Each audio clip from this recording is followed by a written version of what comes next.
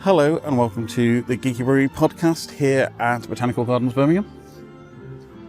Feels a little bit roomier than the usual studio. Yeah, we've actually left the house. Yes, we've actually escaped the void that we've been stuck in for the last few years. It's me, your host, Mr. Parish, joining me, Mr. Leigh, Mr. Keith Bloomfield, and Mr. Sam Edwards. Hello. And the reason we're here at Botanical Gardens is because we are screening The Boy and The Heron this evening as part of Birmingham Anime Film Festival, along with the lovely people from Flatpack Film Festival, Mockingbird Cinema, Birmingham Botanical Gardens itself, of course, and the amazing 16 Quartet, who will be giving us a lullaby later, and Digworth Dining Club, who are doing food. So, if you've not had a chance to read Sam's blog about The Boy and The Heron, Sam, do you want to tell us what The Boy and The Heron is? In 2013, legendary filmmaker Hayao Miyazaki announced that he would be retiring from filmmaking after the release of his passion project The Wind Rises. He had made such announcements several times before, only to be tempted back by a new story, but this time it looked like he meant it. At 72 years old and with such beloved classics as Spirited Away and Howl's Moving Castle having comfortably secured his place in the animation history books, there are few people working in the film industry who have done more to earn a rest. But, incredibly, and fortunately for the rest of us, he came out of retirement yet again to make the beautiful swan song that is The Boy and the Heron. Like many of his films, it follows a young protagonist who is drawn into a fantastical world, much like Miyazaki himself is forever pulled back into his own fantasy worlds. It also pulls together all of his favourite themes from his sumptuous back catalogue: the conflict between man and nature, the divergence of tradition and progress, and the parallels between magic and realism. The titular boy is Mahito, whose mother is killed in a hospital fire during the bombing of Tokyo in World War II, easily one of the most harrowing openings to any Studio Ghibli film. Some years later, when his father finds a new wife, Natsuko, they move to Mahito's new stepmother's family home. Mahito struggles to warm to the pregnant Natsuko and is tempted when a mysterious talking heron offers to help him find his real mother. But when Natsuko goes missing, Mahito and the heron go on a quest to a magical realm to find her. On the journey they encounter a mob of sinister parakeets, a fire-wielding warrior girl, some adorable fish-loving spirits, and a tired old wizard trying desperately to hold the world together. The ambition is extraordinary, with a huge sprawling world populated with all sorts of creatures and societies, but Miyazaki never loses track of the intimate, personal, human touches that mark the relationships between Mahito and his family. Despite the magic and wonder, it all feels relatable and sympathetic. And, as you would expect from Studio Ghibli, the hand-drawn animation is utterly beautiful, whether it's the impressionistic flames of war, the bucolic scenery of Natsuko's rural estate, or the surreal architecture of the magical dimension. If this is Miyazaki's final film, it's a fitting closer to his incredible career. Fending off stiff competition from the Spider-Verse, this film's Oscar win made Miyazaki the oldest ever recipient of the Academy Award for Best Animated Feature at 83 years old, breaking his own previous record from when he won the award at 62 for Spirited Away. But there are already rumours that he's thinking of picking up the pencils again. Will he be tempted, like Mahito, back to the worlds of fantasy that he's made us all fall in love with? Or is he more like the exhausted wizard, hoping someone will step up and carry on his legacy for him? Boy and the Heron is a perfect film to watch in a lovely picturesque outdoor screening. We had a beautiful one the other week at the Botanical Gardens, but if you missed that, we have another one coming up at the Midlands Arts Centre, that's the MAC, on Saturday the 7th of September at 7 p.m. Tickets are available at baff.uk, that's BAFF.uk. We hope to see you there. Yeah, it's quite interesting with Hayao Miyazaki. It seems to be every time Makoto Shinkai releases a movie, he just shakes his fist and decides to get his pens out again and start drawing another film. It's just that image of him with the cigarette, just like head in his hand. He's like turning into a Scooby-Doo villain of anime. I'll get those kids. Yeah. You sort of get the impression he doesn't quite trust anyone enough to take over the Studio Ghibli franchise. He certainly doesn't seem to trust his son. Yeah. Yeah. I feel sorry for Paul Goro because he's made some amazing movies, but he just never seems to get any love. Yeah. It's like the tortured son of like the auteur director father, isn't it? It's pretty big shoes to fill, though, isn't it? Yeah. Really, so. Yes. But so we are screening a wide range of movies for the Birmingham Anime Film Festival. No spoilers, but we have released some on the BAF website, so it's baf.uk. Some really interesting stuff coming up. So we're not just sticking with new releases. We go back into delve into the archives, pull out a few anime films that you haven't seen for a while. But we're doing this in collaboration, of course, with the Mockingbird Cinema. So it's going to be the last weekend of September and the first 2 weekends of October from Thursday to Sunday. If you are in Birmingham and you are up for a bit of an anime treat, please come down and give us a watch and give us a support. But yeah, how do you think about BAF 23? It was great. It was great. I mean, I wasn't here, but you know, the best it thing seemed to go okay from what I heard. is seeing them on the big screen. Yeah. You know, I'm so used to seeing them on TV, and a lot of the kind of, particularly the older anime movies, I just saw on CRTV screens off VHS cassettes from when manga was a supplier. So it's nice to see them like properly presented. You know. Yeah, it seems to be a bit of a massive resurgence of anime in the last few years. I mean, I know there's a big around the late 2000s with the Toonami block, if you remember Toonami, Cartoon Network. And then since Netflix has come around, there's a lot more anime films are coming out now. Well, and the move in comics as well, from Western comics to manga. There's a lot of comic shops now. Their biggest sellers are manga titles. So shout out to our friends at Worlds Apart. Yeah. 3 for 2 on manga at all times. So it means the audience is growing rather than kind of like shrinking. It's actually one of the big audiences out there really at the moment. So there's a lot of interest in the legacy stuff as well as the more contemporary stuff. We were getting big audiences last year at the Anime Festival as well. It's a lot of the bigger films were sold out, and rightly so. Yeah, I think we did over 600 for My Neighbor Totoro last year. We beat that for Boy and The Heron this year. I think we're nearing 750 plus for this one. So it's going to be a fun screening. But surprise question: favorite anime movie, Leigh? Okay, this is going to be difficult. You've said surprise question, Ryan. It was people who really are going to need to think We'll about just speed it. this a little bit. Do you know what? I think, obviously, because we're on Ghibli, I'm going to go with Castle in the Sky. Nice. Just because it was like the first anime movies that I saw, and obviously introduction to Ghibli long before Spirited Away, because I distinctly remember getting it off like a sort of pirated VHS that my mom obtained through someone at work, sort of thing, and had no idea about anime before that, and it sort of really opened my own. And it's still a great film to this day. So I really enjoy that film. So. Yeah, and you two have got no excuse now. So Sam, you go next. I'm going to stick with Ghibli as well and go with Princess Mononoke. I think it's just got such a lovely, rich mythology to it, and it's the sort of world that you want to kind of read more about afterwards somehow. And really beautiful film, lovely animation, memorable characters, cute, weird little forest spirits. So, great. Yeah, and I'm just going to cheat completely because I'm not going to pick one. So, obviously Ghibli is the kind of head and shoulders above everywhere else. Yeah. Although I will go with the Fox dub on My Neighbor Totoro, not the fancy pants modern one, which is terrible in comparison. But that would then be tied with The Cat Returns and Howl's Moving Castle, which I love. But I also do quite like Steam Boy, which is an anime film from the kind of mid to early 2000s. Yep. Which is kind of cool because it's all rocket packs and steampunk and everything. So the only thing I remember that is Patrick Stewart's in the dub version. I just wouldn't know the dub version, so never listened to the dub version.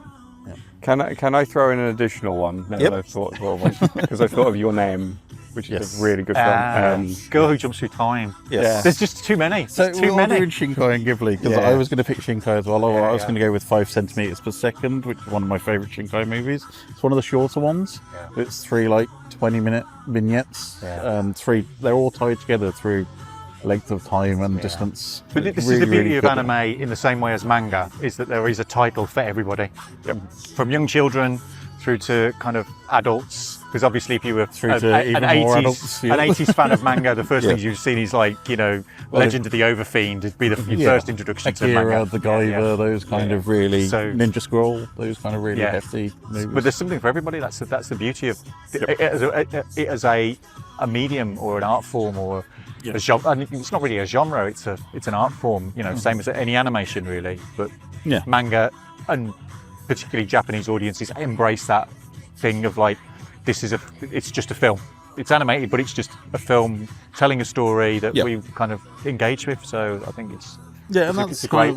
The whole heart of BAF is we want to bring these films to a bigger screen. So, as we mentioned, Mockingbird Cinema and MAC Birmingham, the two last independent cinemas remaining in Birmingham.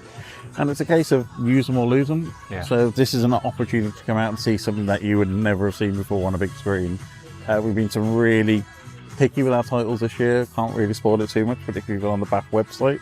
And if you have missed the opportunity to see this outdoor screening, we actually have a special second date coming up at the MAC Birmingham on Saturday the 7th of September. So they've got their beautiful outdoor screen as well. So we'll be screening it there as a kind of people who've missed out on the chance for this one. Lovely. Awesome. Well, we'll see you shortly and then hope you enjoy the film if you're here. If not, we'll hopefully see you at the festival at some point too.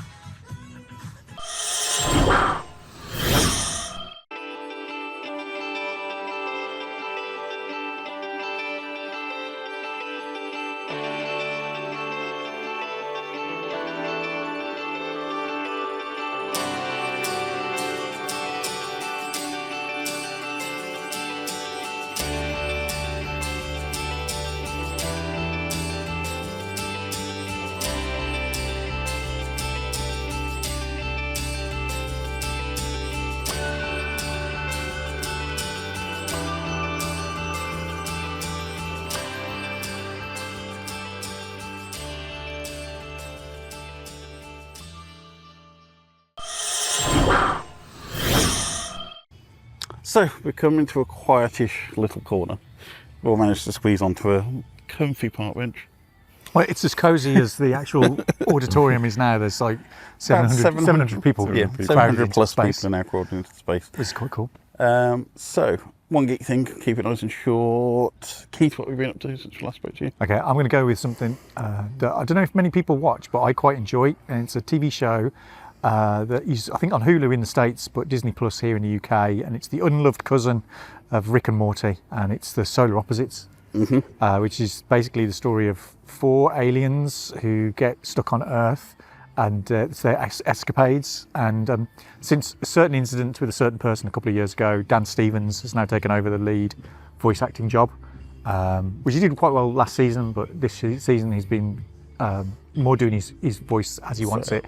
Dan Stevens Legion? Yes, he was also the Beast in the live action Beauty and the Beast, and he was Arthur in the third Night at the Museum movie, or Gawain or something. He was a knight, or anyway. He's sort of actor pops up in everything and is usually the best thing. And he was in some horror movie earlier this year. It was quite good. I mean, yeah, he's just himself. He's like Anthony Hopkins. What did you say? He's about to be in the Among Us TV show. Right, cool. I know Susanna Reid asked him if he beat off a lot of Americans once when there was casting for Legion. Now I know who he is.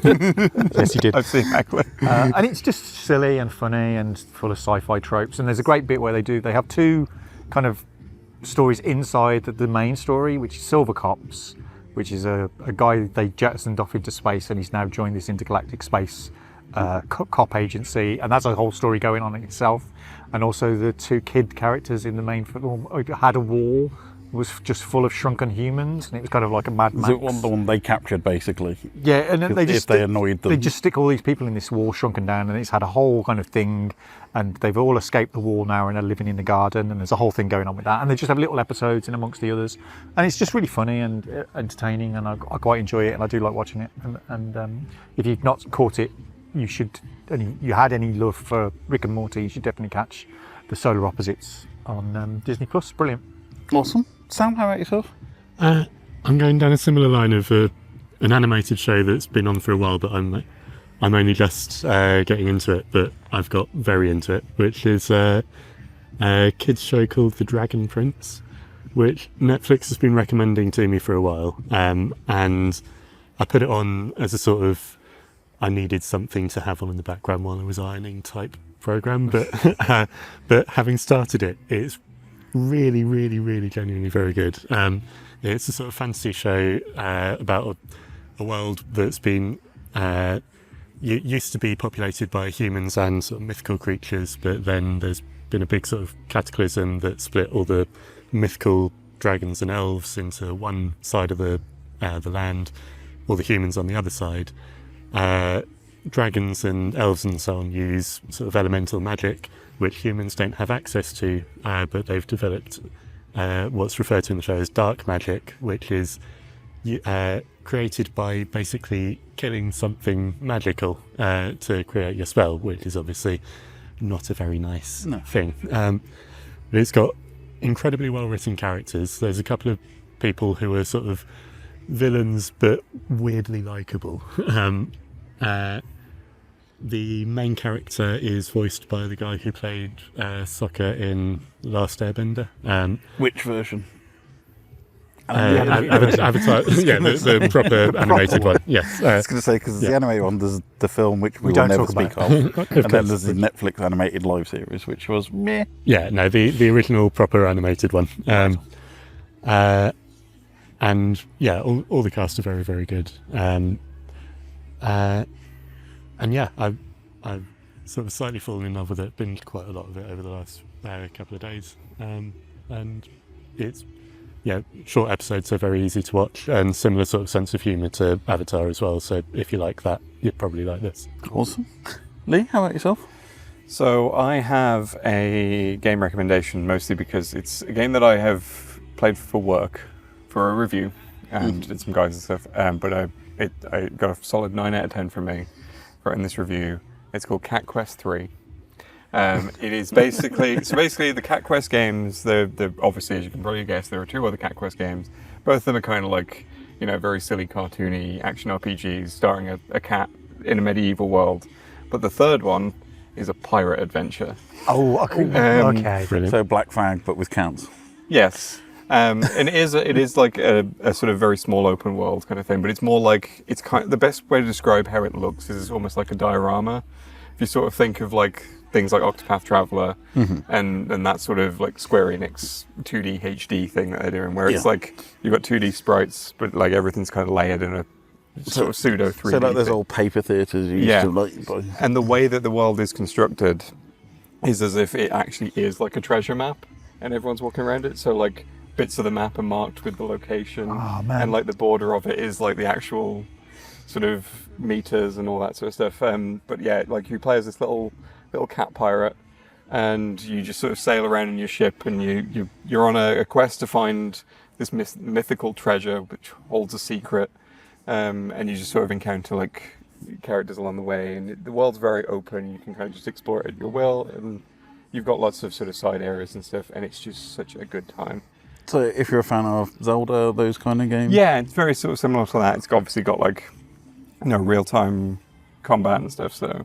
but also like there's like a range of weapons you can use. You've got swords, you've got claws, you've got shields. You get like a ranged weapon, so obviously you can have like, sort of like pistol like a pirate would, or you can carry like magic wands and things. So there's bits of magic and stuff. And is that on all formats? Because I remember playing the first one. I don't know why I didn't play the second one. I quite enjoyed the first Cat Quest, and because I think that just ended up on literally every platform, from mobile to console. Is this one on everything? I'm not sure if it's on mobile, but it's definitely on all, like it's on PC and all the consoles and stuff. Cool. And yeah, like I really enjoyed my time with it. It's just such a fun little adventure, just because like all the dialogue, they just shove as many cat puns in as possible. As is tradition. Even like where it like really feels ridiculously forced. Like you can get a meow machine gun, and you're up again, and you're fighting against pirates.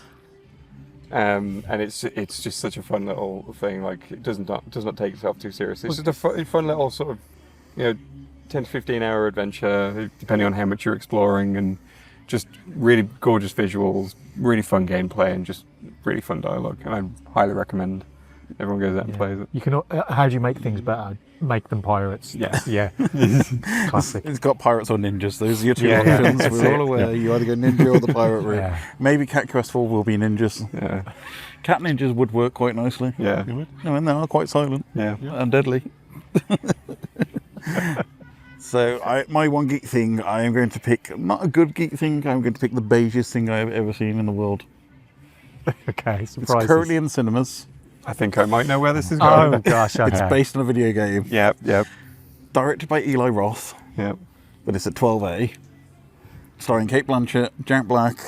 Well, Kevin on Hart. that note, it's, being a 12A, bearing Yes. in mind that the games are 18. Yes. Peggy 18, so... And went out a decade ago, so anybody who was 18 at the time is probably about 28, 30 now. Yeah. It's the beigest thing I've ever seen in my life, which is just, terrible. So, basically, you can tell it was made to be an R-rated movie originally, and they've cut out all the violence. Well, there was violence in it, but there's no blood, there's no gore. The bullets just hit people and they fall over. The psychos are just basically like wacky, wavable, inflatable arm guys, just attacking people. You can tell about 90% of the good stuff in the film has been cut. Kevin Hart is miscast because he's playing Roland, but he's playing the straight man. Kate Blanchett's playing a superhero at the age of 60. With nothing wrong with that, but Kate Blanchett is not superhero acting style. She just brings her normal acting style to this, and I think she gets pretty miscast. Ariana Greenblatt is good as Tiny Tina. Jamie Lee Curtis doesn't have a clue what is going on. I think she just turned up and went, I'm getting paid for this, so I'm just going to try and enjoy it while I'm here. The villain is awful.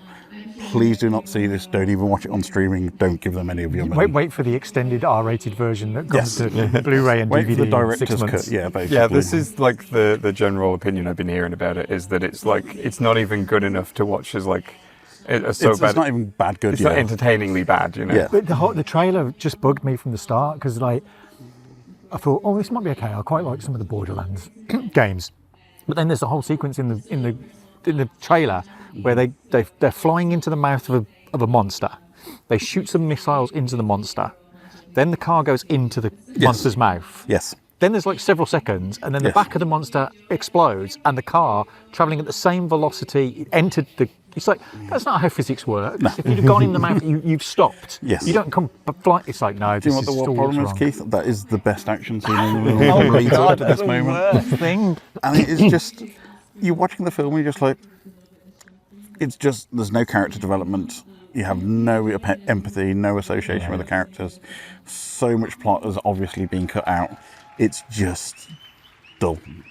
What, do they kind of try and emulate the Guardians of the Galaxy vibe with a lot Basically, of yes. needle drops and stuff? Well, even the big monster with the big gapy mouth, that is part of Guardians of the Galaxy 3. The second part. Is it 3 or 2? No, two, 3. the beginning of 2, isn't it? Yeah, beginning of 2. Yeah, so it's basically just a rip-off of the beginning of 2. But yeah, Shocking. all the jokes fall flat. It's boring. The villain's terrible. Just don't go and see it. Avoid. Right, we're going to wrap this up now because the string quarter has just started to play and we would like to go and see It's very pleasant drifting over Yes. while we're sat under some dappled trees, which is very Yes. nice. Very in a nice overcast August evening here in the Botanical Gardens. Yes. Don't forget to check out baff.uk for the website for any of the film listings coming up. Then, if you missed tonight, don't forget September the 7th, we're doing a second outdoor screening at the Mac Birmingham.